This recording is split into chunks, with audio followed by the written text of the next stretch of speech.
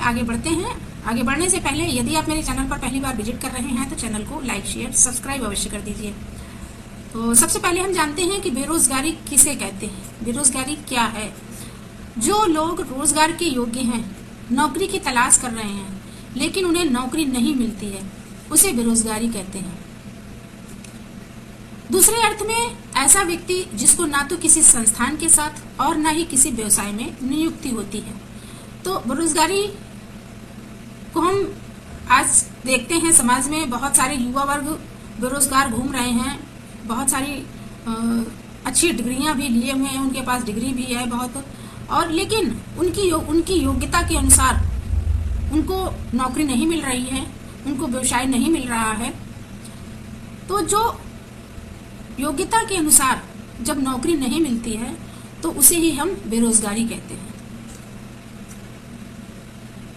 ऐसा व्यक्ति जो किसी संस्थान से जुड़ा हुआ नहीं होता है, जैसे बहुत सारी कंपनियां होती हैं, बहुत सारे व्यवसाय होते हैं, और इन संस्थानों के साथ या व्यवसाय में के साथ वो जुड़ा हुआ नहीं होता है, अर्थात वो किसी भी कार्य में संलग्न नहीं होता है, वो कोई कार्य नहीं कर रहा होता है क्योंकि वो कार्य नहीं कर पा रहा है, उसकी योग्यता के अनुसार उसे कार्य नहीं मिल रहा है। तो ऐसी ही स्थिति को बेरोजगारी कहते हैं। प्रोफेसर पीगू के अनुसार जब कोई व्यक्ति रोजगार प्राप्त करना चाहता है लेकिन उसके पास साधन नहीं है। पीगू कहना चाहते हैं कि समाज में जब व्यक्ति देखता है, व्यक्ति के पास रोजगार नहीं होता है, उसकी योग्यता के अनुसार जो वो कार्य करना चाहता है, जिस कार्य का वो चुनाव करना चाहता है, उस तरीके का उसको रोजगार नहीं मिल पाता है, या उस रोजगार को प्राप्त करने के लिए उसके पास साधन नहीं होते हैं, तो उसे बेरोजगारी कहा जाता है। वायरस तथा स्टोन के अनुसार जब व्यक्ति योग्य तो है तथा रोजगार की मजदूरी दर भी स्वीकार करता है किंतु फिर भी रोजगार न मिलने से बेरोजगार है। वायरस स्टोन कहते हैं कि व्यक्ति उस व्यवसाय के योग्य है, उस नौकरी के योग्य है जो नौकरी वो करना चाहता है, किंतु लोगों की जनसंख्या इतनी अधिक है और व्यवसाय कम है, रोजगार कम है, जिसके कारण बेरोजगारी है। अब हम आगे बढ़ते हैं और जानते हैं कि योजना आयोग के मानक के अनुसार बेरोजगारी किसे कहते हैं। यदि लोगों को 273 दिनों तक 8 घंटे काम नहीं मिलता है तो उसे बेरोजगारी कहेंगे। साल में 365 दिन होते हैं और रोजगार के दिवस 273 माने जाते हैं। संडे और छुट्टियों के दिवस हटाने के बाद 273 कार्य दिवस होते हैं। इन 273 कार्य दिवसों में यदि 8 घंटे का कार्य व्यक्ति को नहीं मिलता है तो ऐसी स्थिति को बेरोजगारी कहते हैं। अब हम जानते हैं बेरोजगारी के प्रकार।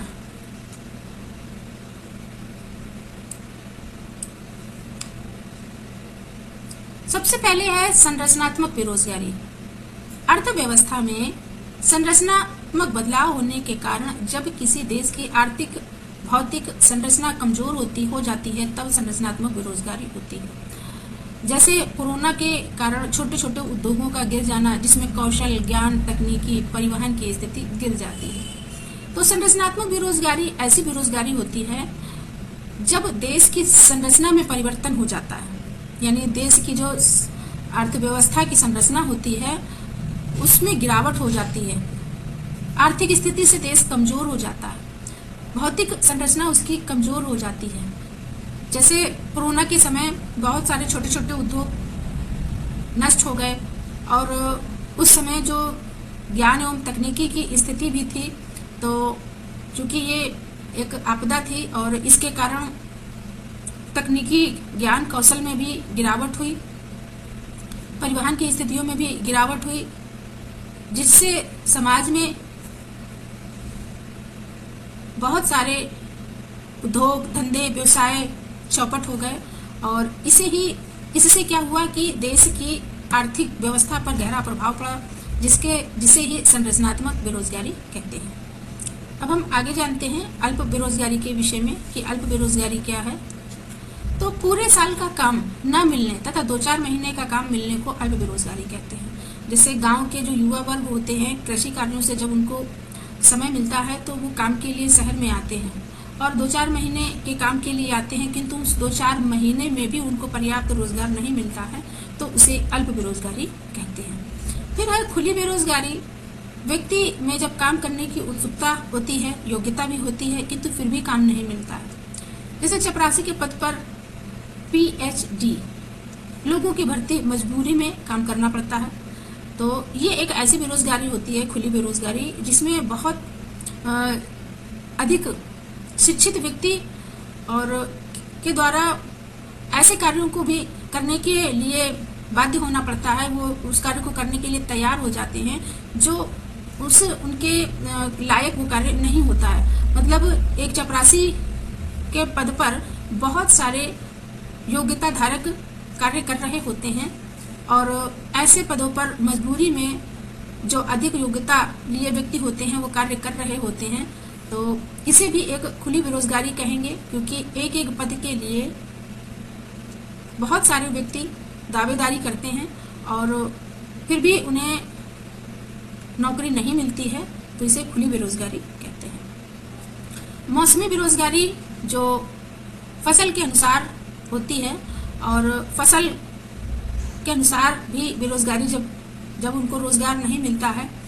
जैसे मौसमी बेरोजगारी है, फसल का समय आ गया है और फसल नष्ट हो गई है और ऐसी स्थिति में उनका कृषि व्यवसाय भी नष्ट हो जाता है, तो उस समय भी बेरोजगारी की स्थिति होती है। चक्रीय बेरोजगारी तेजी से आर्थिक सुस्ती, आर्थिक मंदी, पुनरुत्थान के चक्र के कारण होती है।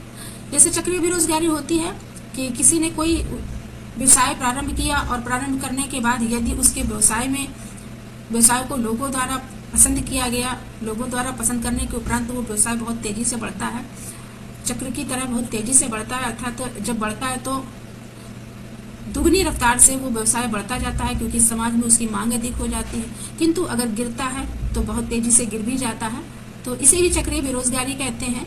पुनरुत्थान चक्र जिसे कहा जाता है कि पैसा यदि व्यवसाय के लिए लगाया जाता है और धंधा अगर चल पड़ता है, व्यवसाय चल पड़ता है, तो पैसे से पैसा निकाला जाता है, और यदि व्यवसाय गिर जाता है तो उसमें स्थिति उसका व्यवसाय नष्ट हो जाता है, यानी उसको बंद करने की, व्यवसाय को समाप्त करने की स्थिति बन जाती है। तो इस तरीके से ये चक्र चलता रहता है, इसे चक्रीय बेरोजगारी कहते हैं। छिपी या प्रच्छन्न बेरोजगारी की बात करें तो जब किसी कार्य पर आवश्यकता से अधिक लोगों का नियोजित होना होता है, एक कार्य कम लोग ज्यादा होते हैं, जो अतिरिक्त कार्यबल है, इसे प्रच्छन्न बेरोजगारी कहते हैं। प्रच्छन्न बेरोजगारी की अवधारणा जॉन रॉबिन्सन के द्वारा दी गई है। इन्होंने बताया कि समाज में बहुत सारे लोग ऐसे हैं जो एक ही कार्य को बहुत सारे लोगों द्वारा किया जा रहा है, अर्थात कार्य कम है और लोग ज़्यादा हैं करने वाले, तो जो उनकी वेतन होता है वो वेतन उतने में ही विभाजित हो जाता है और ऐसी स्थिति में उनको पर्याप्त वेतन नहीं मिल पाता है, तो इसे भी एक छिपी बेरोजगारी या प्रच्छन्न बेरोजगारी कहते हैं। फिर स्वैच्छिक बेरोजगारी है, व्यक्ति अपनी इच्छा से काम नहीं करना चाहता है, काम तो मिलता है पर उसके अनुसार कार्य नहीं होता है।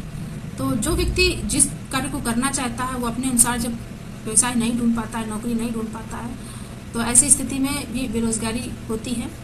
अक्षमता बेरोजगारी, व्यक्ति को कार्य तो मिलता है लेकिन उस कार्य के लायक नहीं होता है, यानी कि जो कार्य होता है, अब इस आधुनिक समाज में ज़्यादातर तकनीकी और इंटरनेट के माध्यम से, नेट के माध्यम से कार्य हो रहे हैं, संचार के माध्यमों से कार्य होते हैं, मशीनरी कार्य होते हैं, तो जो कम शिक्षित लोग हैं उन कार्यों को करने में अक्षम हैं, तो इसे अक्षमता बेरोजगारी कहते हैं। उसके बाद है घर्षणात्मक बेरोजगारी की बात करें तो यह अर्थव्यवस्था में आने वाले परिवर्तन से जुड़ी है। जब किसी अर्थव्यवस्था में उत्पादन घट जाए, जब कोई नौकरी बदलकर दूसरी नौकरी करने लगे, जब कोई पुरानी कंपनी छोड़कर दूसरी कंपनी में कार्य करने लगे, जिसमें थोड़े समय के लिए बेरोजगारी हो जाती है। जैसे कोई व्यक्ति किसी एक स्थान पर कार्य कर रहा और उसे किसी कारणवश दूसरे क्षेत्र में जाना होता है, जैसे कोई व्यक्ति लखनऊ में कर रहा है कार्य और उसे मध्य प्रदेश या और कहीं किसी राज्यों में नौकरी के लिए जाना होता है, तो वो उसी नौकरी को, जो नौकरी कर रहा है उसको छोड़कर दूसरी जगह उसी नौकरी को के लिए तलाश कर रहा है। तो इस बीच में जो तलाश के समय जो बीच का समय लगता है उसको नौकरी प्राप्त करने के दौरान, वो भी उसे घर्षणात्मक बेरोजगारी कहते हैं। चलिए अब हम आगे बढ़ते हैं। अब हम ये जानते हैं कि अगर हमें बेरोजगारी की संख्या निकालनी है तो हम बेरोजगारी की संख्या किस प्रकार से निकालेंगे कि हमारे इस क्षेत्र में इतने बेरोजगार व्यक्ति हैं। तो इस बेरोजगारी की संख्या को निकालने के लिए सबसे पहले हम श्रम शक्ति के लोगों की संख्या ज्ञात करते हैं और रोजगार के लोगों की संख्या को घटा देते हैं, तो हमें बेरोजगारों की संख्या प्राप्त हो जाती है। अगर हमें बेरोजगारी की दर निकालनी है तो इसके लिए ये सूत्र है, बेरोजगारों की संख्या कलेक्ट की जाती है, उसके बाद उसमें 100 से गुणा करने के बाद जो श्रम शक्ति होती है उससे भाग दे दिया जाता है। इस तरीके से हमारे बेरोजगारी की दर ज्ञात हो जाती है।